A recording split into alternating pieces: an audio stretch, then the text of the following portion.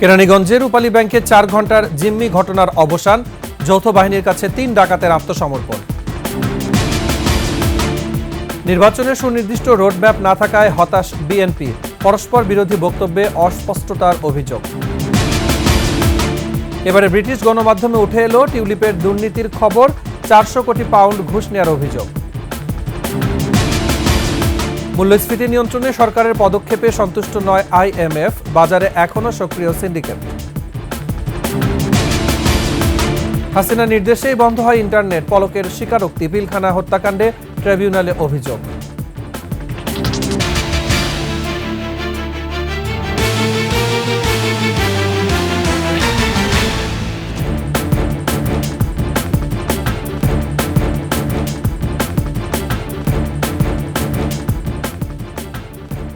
শুনছিলেন সংবাদ শিরোনাম। আমন্ত্রণ সন্ধ্যার 21 সংবাদে, সাথে আছি মুজাহিদুল ইসলাম। দর্শক, 21 টেলিভিশনের সংবাদ একসাথে সরাসরি দেখতে পাবেন আমাদের ফেসবুক পেজ www.facebook.com/2124 অনলাইন। এছাড়া সাবস্ক্রাইব করতে পারেন www.youtube.com/@21etv চ্যানেলে। এছাড়া সংবাদে আরও যা থাকছে: গুলিতে ঝাঁঝরা শরীর, দৃষ্টিহীন চোখ, অদম্য প্রাণে নতুন বাংলাদেশের স্বপ্ন, জুলাই বিপ্লবের বীরদের স্বীকৃতি দাবি।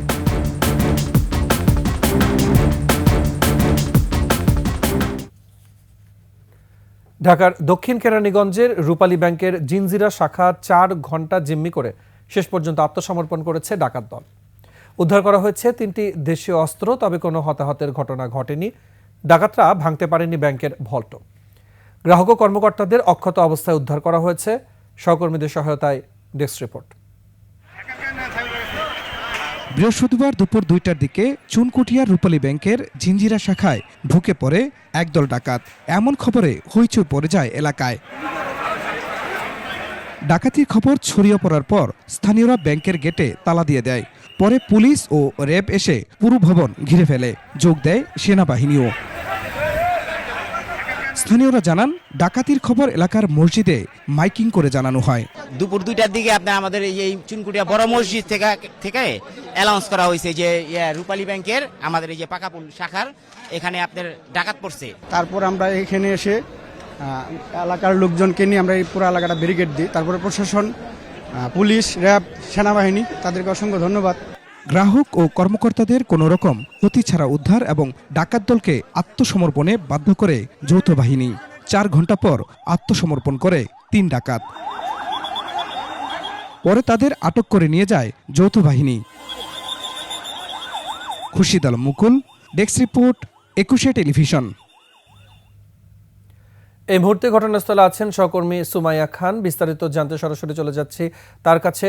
সুমাইয়া, যে ডাকাতরা আত্মসমর্পণ করেছে তারা এখন কোথায় আছে, কি অবস্থায় আছে, তাদের সার্বিক পরিস্থিতি কি জানা যাচ্ছে এবং তাদের পক্ষ থেকে আর কোনো নতুন দাবি দাওয়া করা হয়েছে কিনা?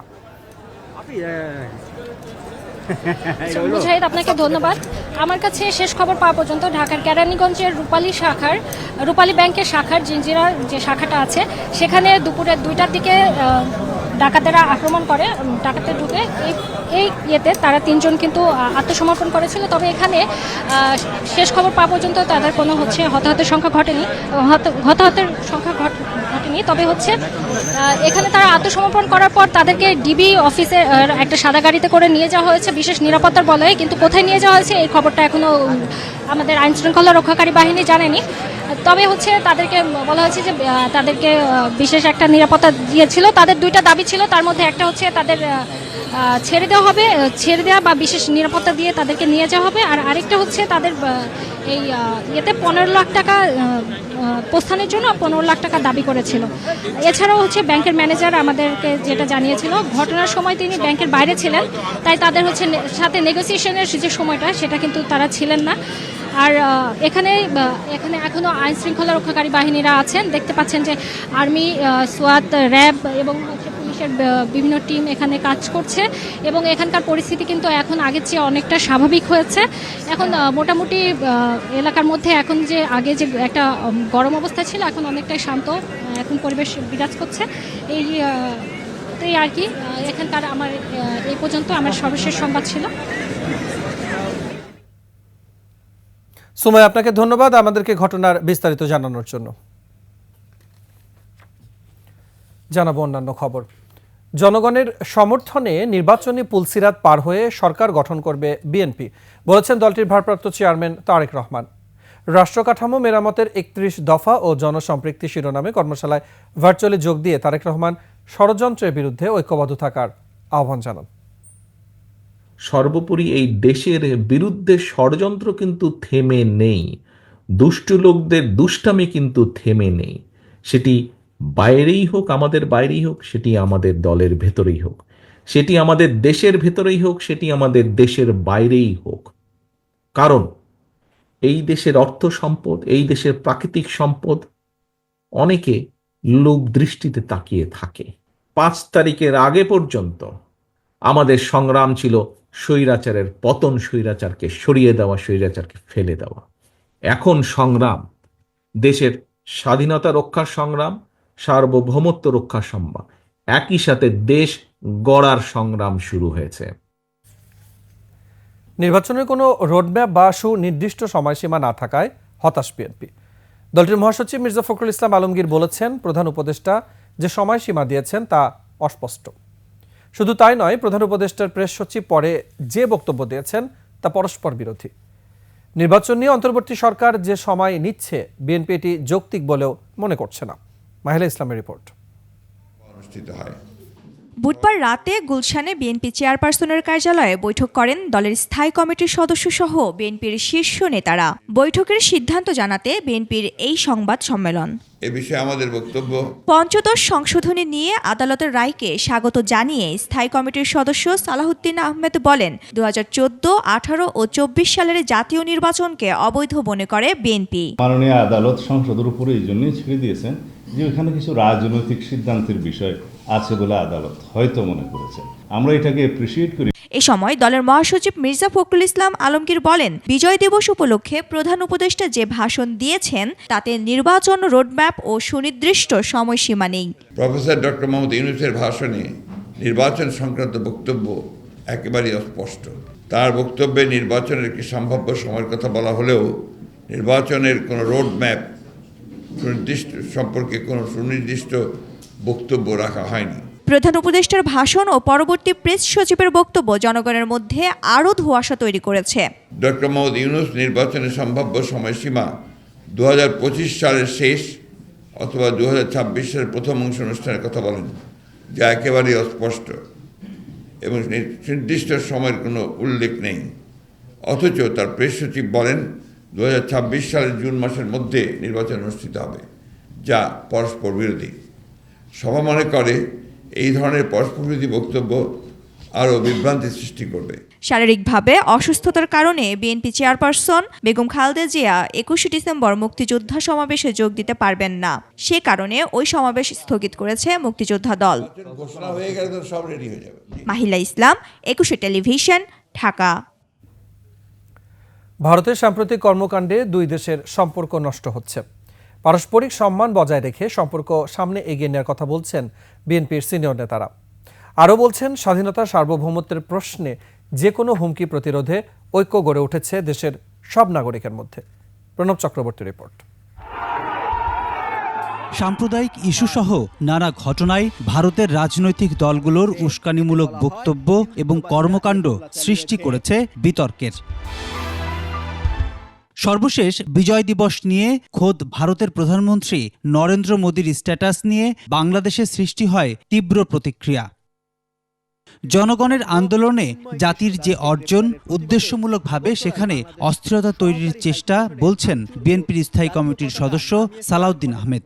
জাতীয়ভাবে সমস্ত রাজনৈতিক দল সহ অন্যান্য অংশীজনের সাথে সরকার আলাপ আলোচনা করেছেন জাতীয় ঐক্য যাতে আমরা ধরে রাখতে পারি। ফেসিবাদ বিরোধী যে জাতীয় ঐক্য বাংলাদেশে সৃষ্টি হয়েছে সেটাকে যেন আমরা ঊর্ধ্বে তুলে ধরি এবং জাতীয় স্বার্থ, স্বাধীনতা, সার্বভৌমত্বকে যাতে আমরা সমস্ত রকমের দেশীয় এবং বিদেশি ষড়যন্ত্রের হাত থেকে রক্ষা করতে পারি, সেই জন্য পদক্ষেপ নেওয়া হয়েছে। যেটা বাংলাদেশ ও ভারতের মধ্যে সম্পর্ক একটি বিশেষ গুরুত্ববাহী ও বহুমুখী বিষয়, যা দুই দেশের ইতিহাস, ভূগোল, সংস্কৃতি ও সমর্থনের। তাই সম্পর্ক নষ্টের দোরগোড়া থেকে ফিরিয়ে পারস্পরিক সংযোগ বাড়ানোর আহ্বান বিএনপির আরেক স্থায়ী কমিটির সদস্য আমির খসরু মাহমুদের। ভারত বাংলাদেশের যে সম্পর্ক গড়ে তোলার কথা, সেই সম্পর্ক যে বিনষ্ট হয়েছে এটাতে নিয়ে কোনো কারো সন্দেহ নেই।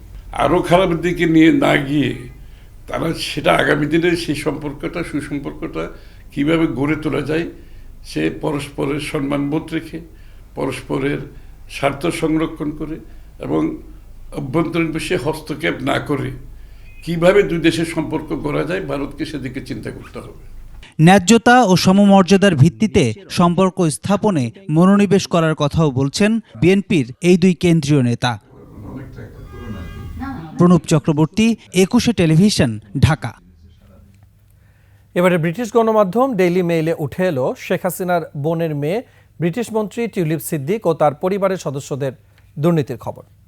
প্রতিবেদনে জানানো হয় তাদের বিরুদ্ধে 400 কোটি পাউন্ড ঘুষ নেওয়ার অভিযোগে তদন্ত করছে দুদক। তবে এসব অভিযোগ প্রত্যাখ্যান করেছেন টিউলিপ সিদ্দিক। আফসানা নীলার ডেস্ক রিপোর্ট। একের পর এক বের হচ্ছে হাসিনা ও রেহানা পরিবারের দুর্নীতির অভিযোগ। যুক্তরাজ্যের লেবার পার্টির মন্ত্রী টিউলিপ সিদ্দিক এবং তার পরিবারের সদস্যদের বিরুদ্ধে এবার 400 কোটি পাউন্ড পর্যন্ত ঘুষ নেওয়ার অভিযোগ উঠেছে। ব্রিটেনের আর্থিক খাতে দুর্নীতি রোধের দায়িত্ব রয়েছে সিটি মিনিস্টার টিউলিপ সিদ্দিকের ওপর। টিউলিপের বিরুদ্ধে রূপপুর পরমাণু বিদ্যুৎ কেন্দ্রের চুক্তির সঙ্গে জড়িত ও অর্থ আত্মসাতের অভিযোগ তদন্ত করা হচ্ছে। বৃহস্পতিবার প্রকাশিত ডেইলি মেইলের একটি প্রতিবেদনে এমনি তথ্য উঠে আসে। বাংলাদেশের দুর্নীতি দমন কমিশন টিউলিপ সিদ্দিক, তার যুক্তরাজ্যে বসবাসকারী মা শেখ রেহানা সিদ্দিক এবং খালা বাংলাদেশের ক্ষমতাচ্যুত সাবেক প্রধানমন্ত্রী শেখ হাসিনার বিরুদ্ধে তদন্ত শুরু করেছে। সম্প্রতি বাংলাদেশের হাইকোর্টের আদেশের পরে তদন্ত শুরু হয়, যেখানে দাবি করা হয় টিউলিপ সিদ্দিক মোট $10 বিলিয়ন পরমাণু চুক্তির দালালি করতে সহায়তা করেছিলেন। বিদ্যুৎ কেন্দ্রটি নির্মাণে রোসাটম নামে একটি রাশিয়ান কোম্পানি কাজ করছে। 2013 সালে হাসিনা ও রাশিয়ার প্রেসিডেন্ট ভ্লাদিমির পুতিন টিউলিপ সিদ্দিকের উপস্থিতিতে ক্রেমলিনের অভ্যন্তরে চুক্তিটি সই করেন। টিউলিপ তখন একজন লেবার কাউন্সিলর ছিলেন। দুদক সিদ্দিকের পরিবারের অন্যান্য সদস্যের বিরুদ্ধেও তদন্ত করছে, যার মধ্যে তার খালাতো ভাই সজীব ওয়াজেদ জয়, যিনি যুক্তরাষ্ট্রে থাকেন, এবং তার চাচা তারিক সিদ্দিক, যিনি বাংলাদেশে লুকিয়ে আছেন বলে ধারণা করা হচ্ছে। আদালতের কাগজপত্রে তাদের নাম ছিল।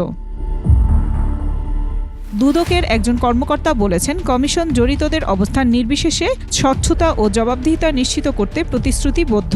তবে টিউলিপ সিদ্দিক এ অভিযোগ প্রত্যাখ্যান করেছেন। আফসানা নীলা, ডেস্ক রিপোর্ট, 21 টেলিভিশন। মূল্যস্ফীতি নিয়ন্ত্রণে সরকারের পদক্ষেপে সন্তুষ্ট নয় আইএমএফ। দেশের অর্থনীতিও খুব একটা ভালো অবস্থায় নেই। সংবাদ সম্মেলনে এসব তথ্য জানান আইএমএফ-এর মিশন প্রধান। টাকা ছাপিয়ে ব্যাংক বাঁচানোর উদ্যোগে সতর্ক থাকার আহ্বান সংস্থাটির। এদিকে ফেব্রুয়ারিতে আইএমএফ বোর্ড সভায় সিদ্ধান্ত হবে বাংলাদেশের ঋণের চতুর্থ কিস্তি ছাড়ের। মফিউর রহমানের রিপোর্ট।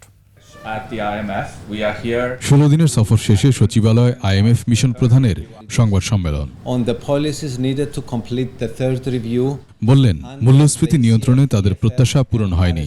এছাড়া শঙ্কা জানান টাকা ছাপিয়ে ব্যাংক বাঁচানোর পরিকল্পনা নিয়ে।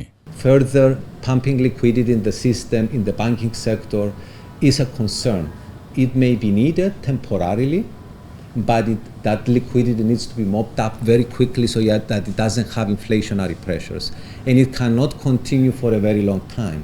চলতি বছর জিডিপি প্রবৃদ্ধি 3.8% নামবে বলেও এ সময় জানানো হয়।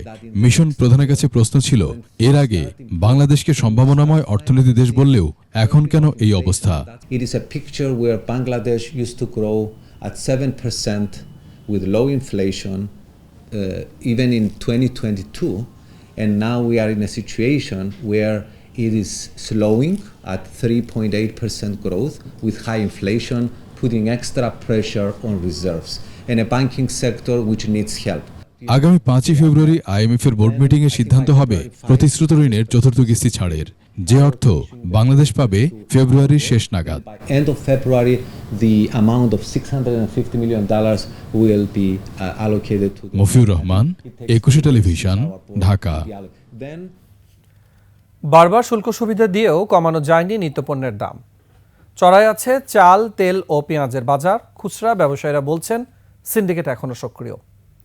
অর্থনীতিবিদরা বলছেন শুল্ক সুবিধা দিয়ে বাজার নিয়ন্ত্রণ সম্ভব নয়, প্রয়োজন আমদানি নীতির সংস্কার। তৌহিদুর রহমানের রিপোর্ট। নিত্যপণ্যের দাম সহনীয় রাখতে সয়াবিন তেল, চিনি, পেঁয়াজ, আলু এবং চাল সহ 7টি পণ্যে শুল্ক সহায়তা দিয়েছে সরকার। সম্প্রতি সয়াবিন এবং সয়াবিনজাত পণ্য আমদানিতে 5% অতিরিক্ত শুল্ক কমিয়েছে এনবিআর। এরপরেই বাজারে দেখা দেয় সয়াবিন তেলের কৃত্রিম সংকট। এর কয়েকদিন পরেই প্রতি লিটারে 8 টাকা বাড়িয়ে 175 টাকা নির্ধারণ করে সরকার। সাথে সাথেই বাজারে বেড়ে যায় সয়াবিনের সরবরাহ। নতুন তালিকা অনুযায়ী খোলা সয়াবিনের লিটার 157 টাকায় বিক্রির কথা থাকলেও বিক্রি হচ্ছে 180 টাকা লিটার। 117 টাকায় কিনে আসে বর্তমানে। তো এটা খুচরা বাজারে যেরকম যে নিয়মে বিক্রি দরকার আমরা ওই নিয়মে বিক্রি করি। আমরা 20 টাকায় বিক্রি করি, 25 টাকায় বিক্রি করি, মানে কাস্টমারের উপর ডিপেন্ড করে। সরকারের হাতে নিয়ন্ত্রণ নেই, এরা যারা ইম্পোর্ট করতেছে তাদের হাতে। চিনির কেজি বিক্রি হচ্ছে 125 টাকায়, দেশি পেঁয়াজ 120, ভালো মানের মসুরের ডালের কেজি বিক্রি হচ্ছে 135 টাকায়। বাড়তি দামের বিষয়ে সরকারকে আরও নজরদারি বাড়ানোর তাগিদ ভোক্তাদের। যে তুলনায় বাজার দাম ও তুলনায় মনে করেন বেতন পাইতেছি না। চাল, ডাল, চিনি তুলনামূলক সরকার যেভাবে সুযোগ সুবিধা দিচ্ছে কিন্তু ওইভাবে পাচ্ছি না, কম। বাজারের শুল্ক সুবিধার ইতিবাচক প্রভাব আগামী মাসে পেতে পারেন বলে জানান সয়াবিন আমদানিকারকরা। ডলারের দাম বাড়ায় শঙ্কায় রয়েছেন তারা। এখন অ্যাভেলেবল প্রোডাক্ট আছে, কোনো সমস্যা নেই আলহামদুলিল্লাহ। রোজার উপর প্ল্যান করছি, চিনি কোনো সমস্যা হবে না। এদিকে চালের বাজার সহনীয় রাখতে সব আমদানি এবং নিয়ন্ত্রক শুল্ক প্রত্যাহার করেছে সরকার। কিন্তু এর মধ্যে চালের দাম আরও বেড়ে গেছে। ভালো মানের মিনিকেট বিক্রি হচ্ছে 75 টাকা কেজি। গত সপ্তাহ নাজিরশাল ছিল আপনার 70-72, এই সপ্তাহ 75-76, আর মিনিকেটও তদ্রুপ। শুল্ক সুবিধা দিয়ে বাজার নিয়ন্ত্রণ সম্ভব নয় বলছেন অর্থনীতিবিদরা। এক্ষেত্রে প্রয়োজন আমদানি নীতির সংস্কার। এখন যে ধরনের আইনগত কাঠামো রয়েছে তাতে এককভাবে একজন আমদানিকারক এবং এককভাবে তার ডিস্ট্রিবিউটর, ডিলার কাজ করতে পারে, কিন্তু আগামীতে এই জায়গায় সংস্কার না আনলে অধিক সংখ্যক আমদানিকারক এখানে বাজারে ঢুকে ব্যবসা করতে পারবে না। শুল্ক সুবিধার কারণে আমদানিকারকরা উপকৃত হচ্ছে এবং সরকার রাজস্ব হারাচ্ছে বলেও মনে করেন তারা। আমদানিকারকের পকেট ভারী হয়। Touhidur Rahman, 21 television, Dhaka. July August গণহত্যায় ইন্টারনেট বন্ধের নির্দেশ দিয়েছিলেন শেখ হাসিনা, আর তা বাস্তবায়ন করেন জুনায়েদ আহমেদ পলক। তদন্ত সংস্থার জিজ্ঞাসাবাদে পলক এসব কথা স্বীকার করেছেন। এদিকে সাবেক আইজি চৌধুরী আবদুল্লাহ আল মামুন সহ 3 পুলিশ কর্মকর্তাকে সেফ হোমে জিজ্ঞাসাবাদের অনুমতি দিয়েছেন ট্রাইব্যুনাল। এছাড়া পিলখানা হত্যাকাণ্ডে শেখ হাসিনা সহ অর্ধশত ব্যক্তির বিরুদ্ধে ট্রাইব্যুনালে অভিযোগ দায়ের করেছেন নিহত সেনা কর্মকর্তাদের পরিবারের সদস্যরা। বিস্তারিত শাকের আরজু রিপোর্টে। জুলাই আগস্ট জুড়ে ছাত্র আন্দোলনে যখন নির্বিচারে গুলি চলত, তখন হুটহাট করে চলে যেত ইন্টারনেট। তখন এর ব্যাখ্যায় পলক এক এক সময়ে এক এক কথা বলতেন। মহাখালীর বহুতল খাজা টাওয়ারের ডাটা সেন্টারে আগুন লাগার কথাও বলেছিলেন তিনি। তবে 5 আগস্টের পর বেরিয়ে আসে মূল কারণ। গত 18 ডিসেম্বর জুলাই আগস্ট গণহত্যার সময় ইন্টারনেট বন্ধের কারণ জানতে পলককে জিজ্ঞাসাবাদ করে তদন্ত সংস্থা। সেখানেই স্বীকার করেছেন স্বয়ং শেখ হাসিনা ইন্টারনেট বন্ধ করতে নির্দেশ দিয়েছিলেন। সরাসরি প্রধানমন্ত্রীর কাছ থেকে নির্দেশনা আসার পরে তথ্য প্রতিমন্ত্রী নির্দেশ দিয়ে আইআইজি, ইন্টারন্যাশনাল ইন্টারনেট গেটওয়ে, এই গেটওয়েদের একটা হোয়াটসঅ্যাপ গ্রুপ খোলা হয়। সেই গ্রুপে সরাসরি নির্দেশ দেওয়া হয় ইমিডিয়েটলি ইন্টারনেট শাটডাউন করো, এবং তাদেরকে এটা এনশিওর করতে বলা হয় যে করার পরে আবার জানাও যে ইট ইজ ডান। এদিকে বৃহস্পতিবার ট্রাইব্যুনালে হাজির করা হয় সাবেক আইজিপি মামুন, সাবেক সেনা কর্মকর্তা জিয়াউল আহসান সহ 8 জনকে, যাদের তদন্ত প্রতিবেদন দিতে আবারও সময় বেঁধে দেন ট্রাইব্যুনাল। আমি আব্দুল আল মামুন, শহীদুল ইসলাম এবং আব্দুল্লাহ আল কাফি, এদেরকে আমরা তদন্ত সংস্থার কাছে জিজ্ঞাসাবাদের জন্য আমরা সময় চেয়েছি। আগামী 26, 29 এবং 30 এই 3 দিন আলাদা আলাদাভাবে প্রত্যেককে জিজ্ঞাসাবাদ করা হবে। এদিকে ট্রাইব্যুনালে যারা জুলাই আগস্ট গণহত্যা নিয়ে সাক্ষ্য দেবেন তাদের নিরাপত্তা নিশ্চিতে আইনশৃঙ্খলা বাহিনীর সদস্যদের আহ্বান জানিয়েছেন চিফ প্রসিকিউটর। প্রত্যেকটা সাক্ষীর নিরাপত্তা নিশ্চিত করা রাষ্ট্রের প্রত্যেকটা বাহিনীর দায়িত্ব, গোয়েন্দা সংস্থা সহ। এরপরে যদি আমরা কোনো টার্গেট কিলিং বা সাক্ষীদের ব্যাপারে হেনস্থা, আহত বা নিহত হওয়ার খবর পাই, ট্রাইব্যুনালের পক্ষ থেকে কিন্তু আমরা যথাযথ ব্যবস্থা গ্রহণ করব। তবে ট্রাইব্যুনালে জুলাই আগস্ট ঘটনার বিচার হতে পারে না বলে আবেদন দাখিল করেছেন আসামি জিয়াউল আহসান। 20 জানুয়ারি শুনানি হবে এই আবেদনের। এদিকে পিলখানা হত্যাকাণ্ডের ঘটনায় শেখ হাসিনা সহ অর্ধশত ব্যক্তির বিরুদ্ধে ট্রাইব্যুনালে অভিযোগ দায়ের করেন নিহত সেনা কর্মকর্তাদের পরিবারের সদস্যরা। একটা অপরাধ ছিল তাদের, জানেন কি? তারা বাংলাদেশকে ভালোবাসতো, বাইরের শত্রু থেকে দেশকে রক্ষা করত। আর ওদের ষড়যন্ত্রে আমার বাবা এবং মা এবং বাকি সব অফিসার এটা স্বীকার। আজকে অভিযোগ দায়ের করছি এবং আমরা আশাবাদী যে আমরা এর সঠিক বিচার পাব। পিলখানা হত্যাকাণ্ডের ঘটনায় মূল ষড়যন্ত্রকারীদের বিষয়ে তদন্ত ও সুষ্ঠু বিচারের দাবি জানান তারা। শাকেরা আরজু, 21 টেলিভিশন, ঢাকা। এদিকে জুলাই আগস্টের আন্দোলনে সক্রিয়ভাবে যারা অংশগ্রহণ করেছে তাদের টার্গেট কিলিং করা হচ্ছে বলে ট্রাইব্যুনালকে জানিয়েছেন বেসরকারি বিশ্ববিদ্যালয়ের শিক্ষার্থীরা। টার্গেট কিলিংয়ের বিচার ও বেসরকারি বিশ্ববিদ্যালয়ের শিক্ষার্থীদের নিরাপত্তাও চেয়েছেন তারা। বৃহস্পতিবার দুপুরে আন্তর্জাতিক অপরাধ ট্রাইব্যুনালে এসে শিক্ষার্থীরা বলেন, ছাত্রলীগ নিষিদ্ধ ঘোষিত সংগঠন। তারা গণহত্যা চালানোর পরও প্রতিনিয়ত ফেসবুক পেজে প্রকাশ্যে হুমকি ধামকি দিয়ে আসছে। যারা আন্দোলনে ছিল তাদের হত্যা করা হবে বলে প্রচ্ছন্ন হুমকিও দেয়া হচ্ছে। বাংলাদেশ ছাত্রলীগ একটি নিষিদ্ধ সংগঠন। তারা প্রতিনিয়ত তাদের ফেসবুক পেজ এবং তাদের যারা পরিচিত মুখ আছে তাদের ব্যক্তিগত প্রোফাইল ব্যবহার করে, সাইবার স্পেসকে ব্যবহার করে জঙ্গিবাদমূলক উস্কানি দিয়ে আসছে। আমরা যারা আন্দোলনকারী আছি তারা গণহত্যার মামলার সাক্ষী এবং সাক্ষীদের এবং ভিকটিমদের নিরাপত্তা দেওয়ার জন্য বাংলাদেশে আইন আছে এবং সেই আইনের ব্যবস্থার প্রতি সম্মান রেখেই আমরা আদালতের দ্বারস্থ হয়েছি। ছাত্র জনতার অভ্যুত্থানে দেশ ছেড়ে পালান ফ্যাসিবাদী সরকারের প্রধান শেখ হাসিনা। দেশ চালাচ্ছে এখন বিপ্লবের পথ ধরে আসা সরকার। কিন্তু যাদের ত্যাগে নতুন এক ভোর পেল বাংলাদেশ, কেমন আছেন তারা? জানাচ্ছেন আলী আহমেদ। তখন এই লাঞ্চে গোলাগুলি শুরু হয়ে যায়। মঞ্জয় মল্লিক কাজ করেন সাভার প্রেস ক্লাবের পিয়ন হিসেবে। কাজের মাধ্যমে সবার মন জয় করতে পারলেও 5 আগস্ট পুলিশের মন জয় করতে পারেননি তিনি। পরিচয় দেওয়ার পরও তাকে সরাসরি গুলি করে পুলিশ। ডান হাত হারাতে হয় তাকে। বাসার মেন দায়িত্বটাই ধরে রাখছে মা। আমি চাইছিলাম যে আমি ধরবো, কিন্তু বাসার হালটা ধরতে পারলাম না। 15 জুলাই জাহাঙ্গীরনগর বিশ্ববিদ্যালয়ের সহ বলা যায় যে বাংলাদেশ ইতিহাসে একটি কালো অধ্যায়। লুৎফুল এলাহি জাহাঙ্গীরনগর বিশ্ববিদ্যালয়ের ইতিহাস বিভাগের অধ্যাপক। 15 জুলাই উপাচার্যের ভবনে বিপ্লবী শিক্ষার্থীদের বাঁচাতে এগিয়ে গেলে রক্ষা পাননি নিজেও। পুরো শরীর ঝাঁঝরা হয় গুলিতে। এখনো বহন করছেন 65টি স্প্লিন্টার, হারিয়েছেন একটি চোখ। আমার 3টি পর্যায়ে যেতে হলে প্রায় 30 লক্ষ টাকা, এবং যাদের 2টি চোখ এরকম দৃষ্টিহীন হয়ে আছে তাদের কথা চিন্তা করি যে তারা কিভাবে খরচটা বেয়ার করবে। বৈষম্য বিরোধী ছাত্র আন্দোলনের সময় দৃষ্টি হারায় 5 শতাধিক মানুষ। পঙ্গু হাসপাতালে এখন পর্যন্ত ভর্তি হওয়াদের 21 জনেরই কেটে ফেলা হয়েছে হাত কিংবা পা। এখনও ভর্তি আছেন 81 জন। ঢাকা মেডিকেলেও চলছে বিপ্লবীদের চিকিৎসা। 13 নভেম্বর সুচিকিৎসার দাবিতে আন্দোলন করে নতুন ভোর আনার কারিগররা। কিন্তু এরপরও কি তারা সুচিকিৎসা পাচ্ছেন? আমার সংসারটা পুরো এলোমেলো হয়ে গেছে, আমি এখানে পড়ে আছি। এখন আর কেউই খবর নিতেছে না যে আমরা কিভাবে চলি, কিভাবে আছি। আমাদেরকে আপনারা কেন এত আশ্বাস দিচ্ছেন? সুচিকিৎসা বলতে কি বোঝায়? আন্দোলন ঘিরে রক্তপাত, লাশের সারি সহ নানান বিভৎসতায় ট্রমায় ভুগছেন 22,000 মানুষ। বিশেষজ্ঞরা বলছেন যারা বিভিন্ন হাসপাতালে ভর্তি হয়ে চিকিৎসা নিচ্ছেন তাদের অন্তত 70% বিষণ্ণতা ও হতাশায় ভুগছেন। বিশেষ করে যাদের অঙ্গহানি হয়েছে তাদের অবস্থা ভয়াবহ।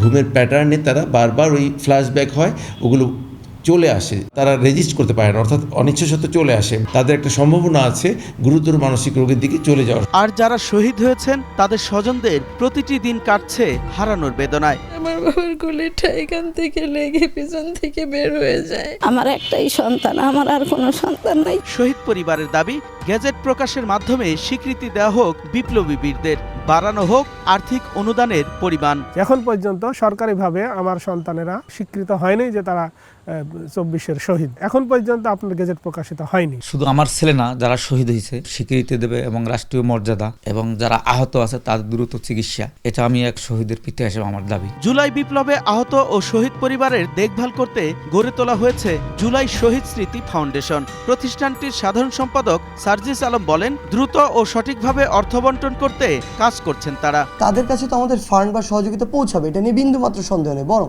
আমাদের প্রত্যেক শহীদ পরিবার এবং আহতদের দৌড় ঘোড়ায় যেতে তাদের যেন আমাদের কাছে আসতে না হয়। যে স্বপ্নে রক্ত দিয়েছে সাহসীরা, সেই স্বপ্নের দেশ গড়তে কাজ করতে হবে সবাই মিলে। তবে সবার আগে আহতদের সুচিকিৎসা এবং নিহতদের পরিবারের পাশে দাঁড়াতে হবে বলে মনে করেন নতুন দিনের নায়করা।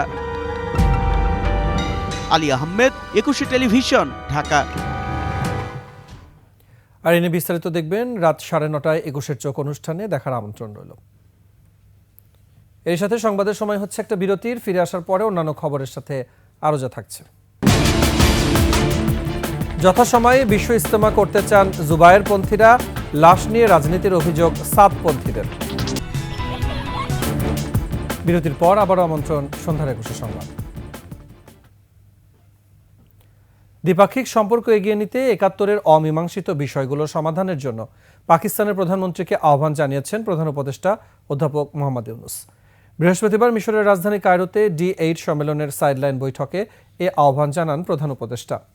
এ সময় পারস্পরিক সম্পর্ক জোরদার করতে একমত পোষণ করেন ডক্টর মোহাম্মদ ইউনূস ও পাকিস্তানের প্রধানমন্ত্রী শাহবাজ শরীফ। এক্ষেত্রে বাণিজ্য বৃদ্ধি এবং ক্রীড়া ও সাংস্কৃতিক প্রতিনিধি দলের অভিজ্ঞতা বিনিময়কে গুরুত্ব দেবে দুদেশ। বৈঠকে চিনি শিল্প এবং ডেঙ্গু ব্যবস্থাপনা নিয়ে আলোচনা করেন দুই নেতা।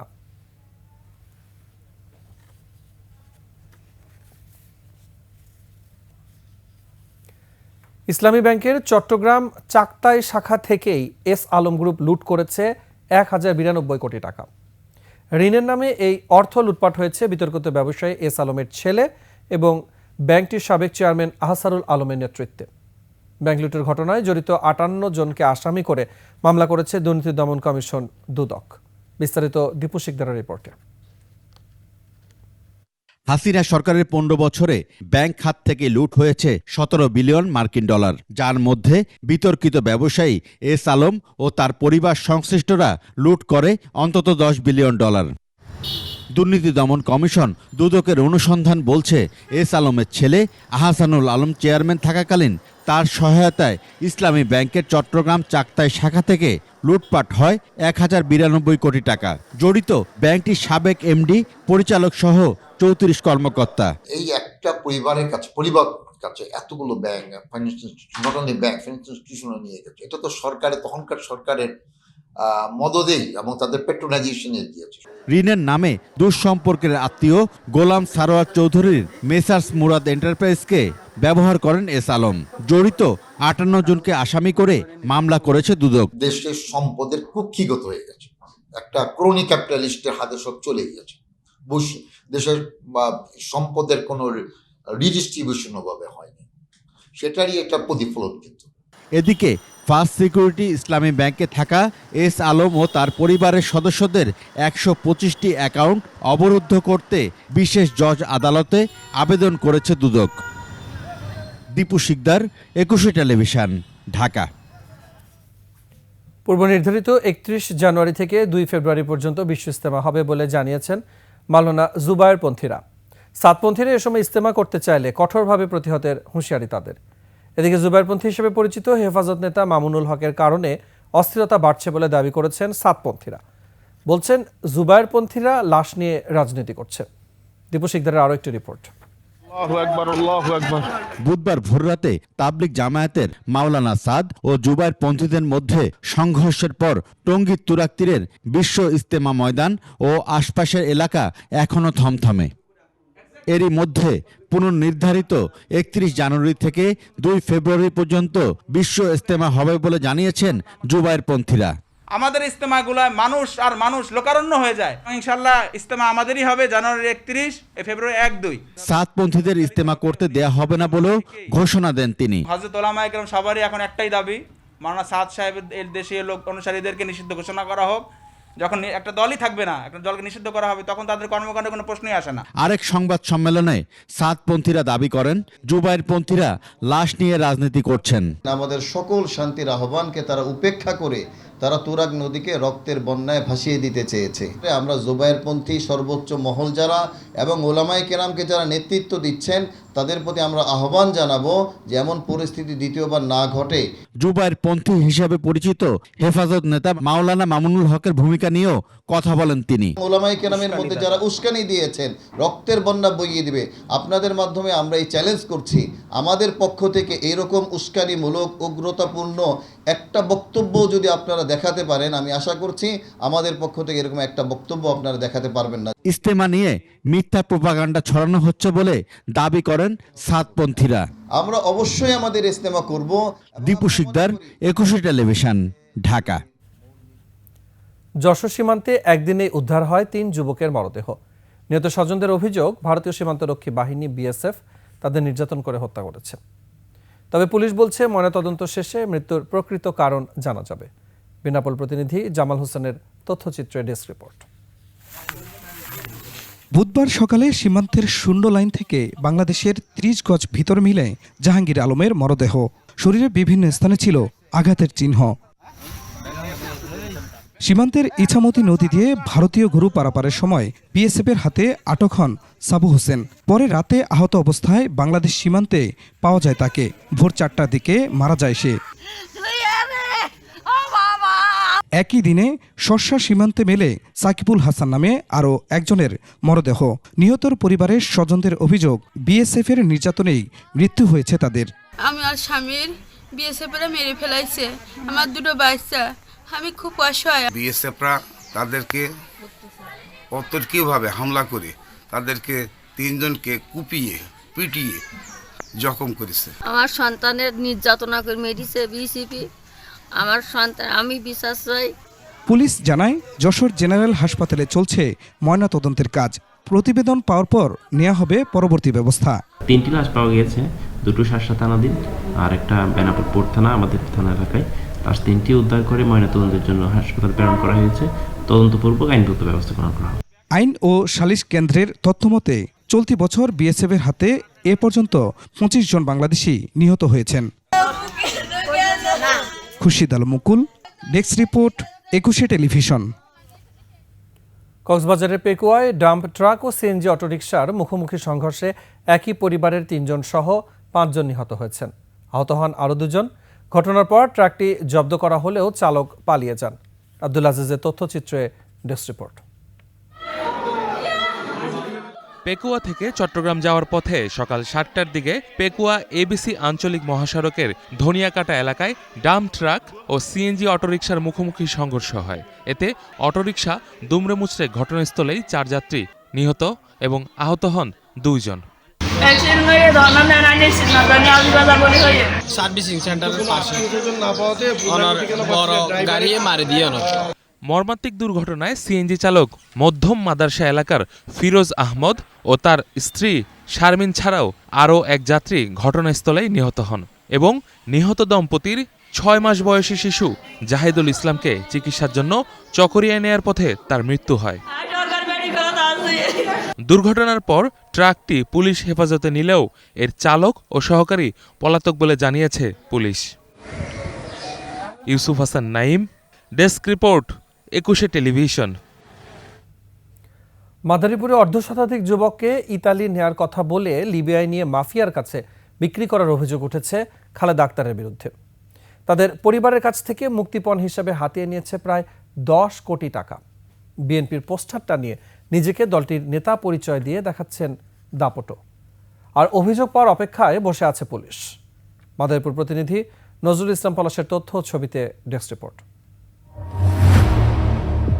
মাদারীপুরের রাজৌর উপজেলার মজুমদার কান্দির রুমান হালদার 1 বছর আগে ভাগ্য বদলের আশায় 12 লাখ টাকায় স্পন্সর ভিসায় ইতালি যাওয়ার চুক্তি হয় দালাল খালেদার সাথে। এরপর লিবিয়ায় নিয়ে বিক্রি করে দেয় মাফিয়ার কাছে। পরে আরও 20 লাখ টাকার জন্য চালানো হয় নির্যাতন। 17 লক্ষ টাকা সহ বসত ঘরটুকু খালেদাকে লিখে দিয়েও রুমানকে মুক্ত করতে পারেনি পরিবার। রুমানের সাথে যোগাযোগও বন্ধ হয়ে গেছে পরিবারের। বেঁচে আছে না মরে গেছে তাও জানে না পরিবার। শুধু রুমান হাওলাদার নয়, ইমরান আলী শেখ, জিহাদ ফকির সহ অবৈধ পথে ইতালি যাবার সময় লিবিয়ার মাফিয়াদের হাতে জিম্মি মাদারীপুরের আমগ্রাম এলাকার অর্ধশত যুবক। অভিযুক্ত খালেদা আক্তার চক্রের শাস্তির দাবি জানিয়েছেন স্বজনরা। 12 লক্ষ টাকা দেওয়ার পরই এখন লিবিয়ার কি করছে কইতারি পাচার করিয়া দিছে না কি করছে। আমার ছেলের আজকে 1 বছর 1 মাস হয়ে যায়। যা কিছু আসলে সম্পদ সব বিক্রি করছি, কৃষি ব্যাংকের থেকে লোন নিছি, কর্মসংস্থা ব্যাংকের থেকে লোন নিছি, এখন আমার পার নিচে কোনো মাটি নেই। আমার সন্তানের জন্য আমি আমার বাড়ি ঘর আমি লেখে তারে দিয়ে দিলাম। 15 লাখ টাকা দিছি, তারপরে কয় কি গেম দিন, গেমের কথা কইনি আমি 11 লাখ টাকা দিছি, মোট আমি 44 লাখ টাকা দিছি। আমাদের বসত বাড়ি তার নামে লিখে দিয়েছে, শামসু শেখ তার নামে লিখে দিয়ে লাগছে। তারপর আবার টাকা দাবি করে আমরা বলছি আমার স্বামীকে বাংলাদেশ নিয়ে এসে, তার জন্য তার আবার স্টাম্প নিয়েছে। প্রথমত 18 লাখ টাকা দিছে, দেওয়ার পরে তারা নিছে, মানে ঢাকায় নিছে এম্বাসিতে, নেওয়ার পরে ওইখান থেকে তারা মানে লিভে নিয়ে গেছে। মানব পাচারের কথা স্বীকার করলেও দায় স্বীকার করতে নারাজ খালেদা। জীবন মরণের ঝুঁকি রেখে যে নিছে বলছে সবকিছু মানে ধরা পড়া দেখতে পারবো, কিন্তু আল্লাহ বিপদ দিলে তার কারো কিছু করা থাকবে না। সে যে খারাপ কাজ করছে সেটা বলতে পারবো না, সে এই এলাকার অনেক মানুষজন নিছে। পুলিশ জানিয়েছে ভুক্তভোগী 3 পরিবার আদালতে মামলা করেছেন, তাদের অভিযোগ তদন্ত করে ব্যবস্থা নেওয়া হবে। মানব পাচার সংশ্লিষ্ট যে কোনো অভিযোগ আমরা পেলে সাথে সাথে এই বিষয়ে আইন পন্থায় আমরা তদন্তপূর্বক প্রয়োজনীয় ব্যবস্থা নিয়ে থাকি। আইনজীবীরা বলছেন মানব পাচার শাস্তিযোগ্য অপরাধ। মানব পাচারের সাথে জড়িত যারা, তারা টাকার জন্য, মুক্তি পাওয়ার জন্য তাদেরকে নির্যাতন করে, আটকে রাখে, কোনো সময় নির্যাতন করে তাকে হত্যা করে ফেলে। দালাল চক্রের বিরুদ্ধে অভিযান চালিয়ে মানব পাচার বন্ধের দাবি মাদারীপুরবাসীর। Masum আলিসা, desk report, 21 television. এবারে আভিভা ফিন্যান্স লিমিটেড বাণিজ্য সংবাদ।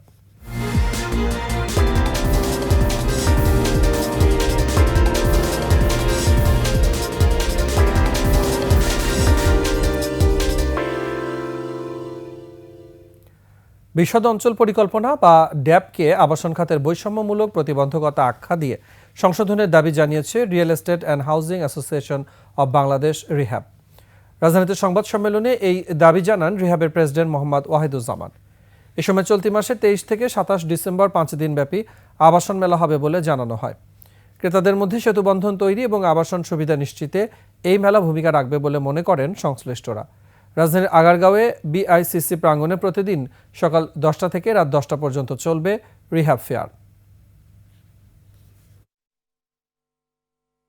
উচ্চ নিবন্ধন ব্যয় ও সুদের হার বৃদ্ধি এবং নতুন ত্রুটিপূর্ণ ও বৈষম্যমূলক ড্যাবের কারণে দেশে আবাসন খাতে বিনিয়োগের স্থবিরতা চলছে। রিহ্যাবের পক্ষ থেকে দ্রুত ড্যাব 2022-35 সংশোধন করে 2008 বিধিমালা কার্যকর করার জোরালো দাবি জানায়। নাটোরের লক্ষ্মীপুরে কাঁঠালবাড়িয়া গ্রামে বাণিজ্যিকভাবে আবাদ হচ্ছে ভেষজ রোজেলা চা। লাভজনক হওয়ায় কদরও বেড়েছে। 2019 সালে ওষুধি গুণে ভরা এই চায়ের বাণিজ্যিক চাষ শুরু করেন শহীদুল ইসলাম। চাহিদা বাড়ায় প্যাকেটজাত চা অনলাইনেও বিক্রি করছেন এখন। নাটোর প্রতিনিধি নবীর রহমান পিপলুর তথ্য ও ছবিতে ডেস্ক রিপোর্ট। ঔষধি গ্রাম খ্যাত কাঁঠালবাড়িয়ার ভেষজ চাষী শহীদুল রোজেলা চাষ করেন। শুরুর দিকে আপ্যায়নের মাধ্যমে এর গুণ সম্পর্কে প্রচার করতে থাকেন তিনি। গত বছর 6 বিঘা করছিলাম, তাও আমার 1 মাস আগে আমার রোজেলা শেষ। তো এবছর 10 বিঘা আমার নিজস্ব আছে, আরো 3-4 জনে অল্প কিছু করাইছি। আমার বাবা রোজেলা চায়ের প্রথম বাণিজ্যিকভাবে চাষ উদ্ভাবন শুরু করে। এরপর থেকে এটার চাহিদা দিন দিন মোটামুটি সব দিক থেকে অনেক ভালো চলতেছে। স্থানীয়ভাবে এর নাম চুকাই বা চুকুর বা টক ফল, যা ইংরেজিতে রোজেলা নামে পরিচিত।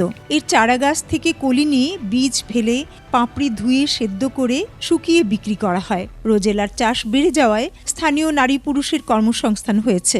রোজেলা চা আসার পরে আমরা একটা কর্মস্থল খুঁজে পেয়েছি। রোজেলা চা আসার পর থেকে মনে করেন যে আমরা কাজকাম করি। রোজেলা চাষ দিয়ে আমরা অনেকেই কাজকর্ম করি।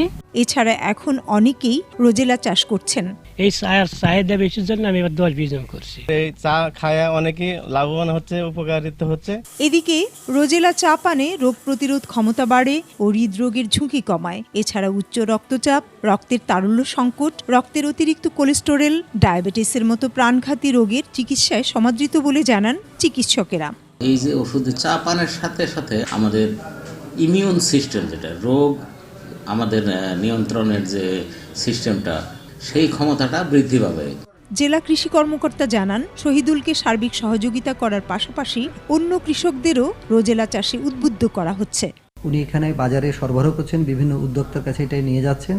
আমরা চাচ্ছি এই রোজেলা যাতে বাংলাদেশের বিভিন্ন জায়গায় এটা ছড়িয়ে পড়ে, এই জন্য আমরা কৃষি সম্প্রসারণ অধিদপ্তরে কাজ করে যাচ্ছি।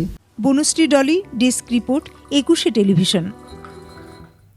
সংবাদ সন্ধ্যার সময় হচ্ছে আরও একটা বিরতি। ফিরে আসার পরে অন্যান্য খবরের সাথে আরও যা থাকছে। দুই পক্ষের ধস্তাধস্তিতে বিজেপির 2 সাংসদ আহত, রাহুল গান্ধীর বিরুদ্ধে থানায় অভিযোগ। আমন্ত্রণ সন্ধ্যার 21 সংবাদ। ব্যাবিলন গ্রুপের বার্ষিক সাহিত্য ম্যাগাজিন কথকতার 19তম সংখ্যার মোড়ক উন্মোচন উৎসব হয়েছে। বৃহস্পতিবার রাজধানীতে ব্যাবিলন গ্রুপের কর্পোরেট অফিসে এই অনুষ্ঠানে প্রধান অতিথি ছিলেন লেখক, শিক্ষক ও শিল্পী ডক্টর রাজিয়া সুলতানা খান। অন্যদের মধ্যে উপস্থিত ছিলেন পোশাক কারখানাটির পরিচালক মণ্ডলীর সদস্যরা। সাহিত্য ম্যাগাজিনটির সম্পাদকের দায়িত্ব পালন করেন ব্যাবিলন গ্রুপের পরিচালক SM এমদাদুল ইসলাম।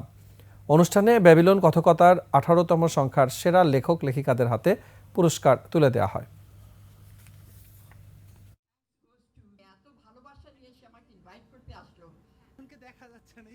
শেষ করছি সন্ধ্যার 21 সংবাদ। যাবার আগে শিরোনামগুলো জানাবো আরও একবার।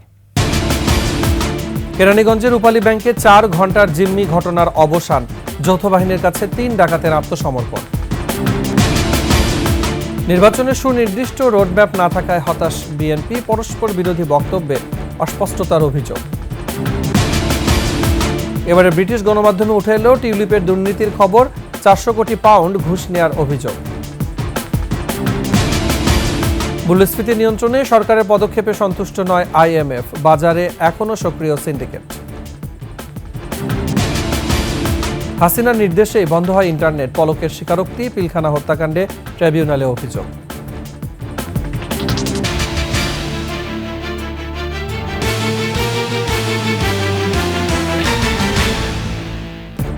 সর্বশেষ সংবাদ জানতে ডায়াল করুন 2021 নম্বরে, আর ভিজিট করুন 21-tv.com ওয়েবসাইটে। ফেসবুকে ভিজিট করতে পারেন www.facebook.com/2124 অনলাইনে। এছাড়া সাবস্ক্রাইব করতে পারেন www.youtube.com/21etv চ্যানেল। এতক্ষণ সাথে থাকার জন্য ধন্যবাদ। পরবর্তী সংবাদ রাত 9টায় দেখার আমন্ত্রণ রইল। 21-এর সাথে।